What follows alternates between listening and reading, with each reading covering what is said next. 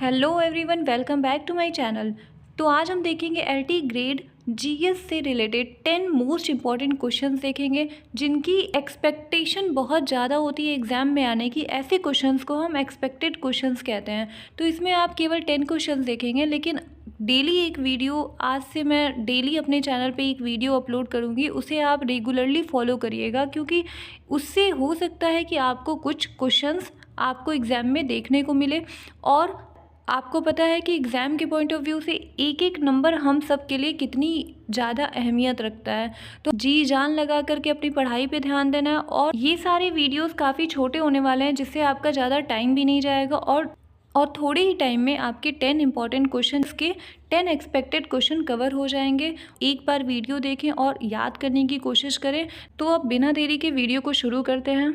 देखिए, पहला question, which is the largest river island in the world. इसे मैं हिंदी में आप सबके लिए पढ़ देती हूँ। विश्व का सबसे बड़ा नदी द्वीप कौन सा है? देखिए, ऑप्शन ए है श्रीरंगम आइलैंड, ऑप्शन बी है भवानी आइलैंड, ऑप्शन सी है मजुली आइलैंड और ऑप्शन डी है अगाटी आइलैंड। अगर आपको इसका आंसर पता है तो कमेंट बॉक्स में ज़रूर बताइएगा। इसका आंसर होगा मजुली आइलैंड। ओके, चलते हैं हम नेक्स्ट क्वेश्चन पे। Who founded the forward block? Forward block की स्थापना किसने की थी? ये ऑप्शन थोड़ा ऊपर नीचे हो गए हैं, तो आप ध्यान दीजिएगा। Option A Subhash Chandra Bose, next जादू गोपाल मुखर्जी, नेक्स्ट रास बिहारी बोस या फिर हेमचंद्र घोष। ओके, तो वैसे इसका आंसर होगा ए। जैसा कि आपको पता है ये बहुत ही ज़्यादा कॉमन क्वेश्चन है, ज़्यादातर एग्जाम्स में आते हैं ये क्वेश्चन। तो option A is the correct option, Subhash Chandra Bose. आइए चलते हैं नेक्स्ट क्वेश्चन पे। Seismograph is used to measure. Seismograph किस चीज़ में यूज़ किया जाता है, किस चीज़ को मेज़र किया जाता है? पहला है rain precipitation, earthquake, underground water level या फिर अंडरग्राउंड मिनरल कंटेंट। तो आप मुझे बताइएगा कि इसका सही आंसर क्या होगा। सिस्मोग्राफ किस चीज़ के लिए यूज़ किया जाता है? The correct option is C, earthquake. Okay, अब देखिए नेक्स्ट क्वेश्चन है, who was the president of the Indian National Congress at the time of independence. जब आज़ादी मिली थी उस टाइम पे इंडियन नेशनल कांग्रेस का प्रेसिडेंट कौन थे? ऑप्शन ए है सी राजागोपालचारी, बी ऑप्शन है जेबी कृपलानी, सी ऑप्शन है जवाहरलाल नेहरू, डी ऑप्शन है मौलाना अब्दुल कलाम आज़ाद। तो देखिए इसका सही आंसर होगा जेबी कृपलानी। आप सभी में से बहुत लोगों को ये जवाब पता होगा। चलते हैं नेक्स्ट क्वेश्चन पे। Under which constitutional directive were Panchayati Raj established. मतलब आप लोग के लिए मैं हिंदी में पढ़ देती हूँ इस क्वेश्चन को। पंचायती राज किस संवैधानिक निर्देशों के तहत स्थापित किए गए हैं?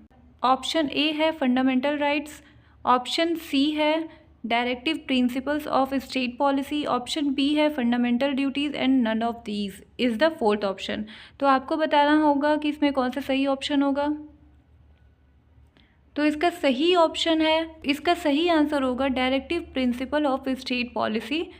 Option C is the correct option. Okay, next question देखते हैं। Which of the following are the methods of heat transfer. तीनों में से कौन से मेथड हीट ट्रांसफ़र करते हैं? आंसर डी होगा।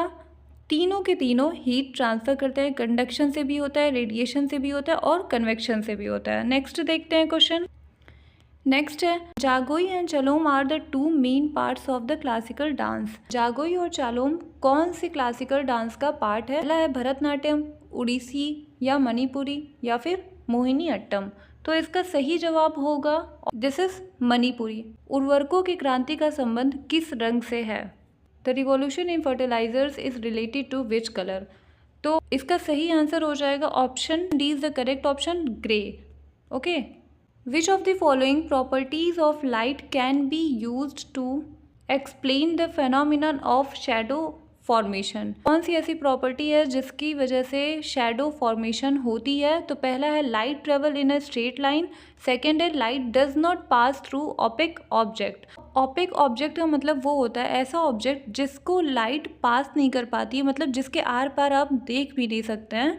तो ऐसे ऑब्जेक्ट को हम ओपेक ऑब्जेक्ट कहते हैं। तो आपको बताना होगा कि कौन सा ऑप्शन करेक्ट होगा। आपको बताना होगा कि दोनों स्टेटमेंट में कौन सी स्टेटमेंट सही है, पहला स्टेटमेंट या दूसरा स्टेटमेंट, या तो दोनों में से कोई भी नहीं। ऑप्शन सी होगा, क्योंकि ये दोनों ही स्टेटमेंट सही हैं। लाइट हमेशा एक स्ट्रेट लाइन में ट्रेवल करती है और लाइट कभी भी ओपेक ऑब्जेक्ट को पास नहीं कर पाती है। ऐसा ऑब्जेक्ट जिसके आर पार लाइट ट्रांसफ़र नहीं हो पाती है, पास नहीं कर पाती है, ऐसे ऑब्जेक्ट को ओपेक ऑब्जेक्ट कहते हैं।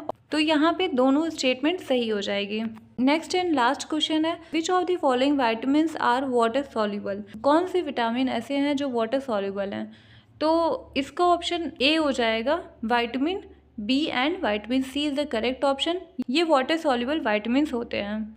जाते जाते मैं आपसे एक क्वेश्चन पूछती हूँ कि वाटर सॉल्युबल तो आपको पता चल गया, तो आप मुझे बताइए कि कौन से ऐसे विटामिन्स हैं जो फैट सॉल्युबल होते हैं। तो कमेंट बॉक्स में ज़रूर बताइए।